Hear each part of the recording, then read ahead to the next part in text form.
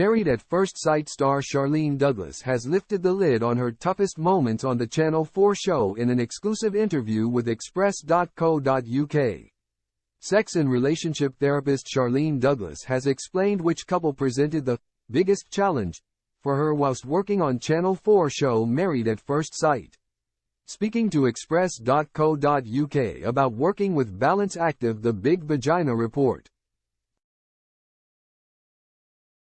which explores the complicated relationships women have with their vaginas and aims to destigmatize talking about women's sexual health, Charlene discussed her time on the popular reality show earlier this summer. Charlene, who provides the show's pairs with expert advice about sex and intimacy, described how her team were aware that some decisions they made on the series last year would ruffle some feathers. Asked about her biggest challenge on the show so far, she said, "I think the biggest challenge. I think it's always the case when you want to do the right thing. So I think the Matt and Whitney story last year was probably one of my biggest challenges because we wanted to do right by everyone.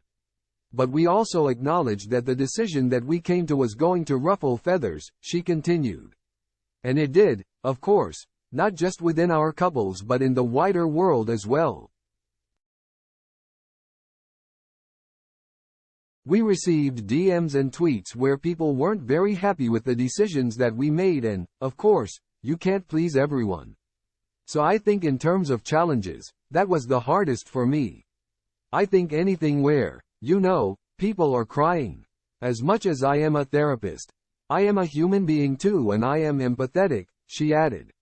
Last year, MAFS star Whitney Hughes admitted she regrets her short-lived romance with fellow participant Matt Murray. The pair were partnered with other people during the show, with Whitney paired up with Duca Cavalli and Matt with Gemma Rose. However, they both abandoned these pairings in pursuit of a new connection, but later parted ways after the series aired. Elsewhere in the interview, Charlene spoke about working with clients that have issues around intimacy, noting that women often feel uncomfortable speaking about their own bodies. The fact that most people don't even call it a vulva.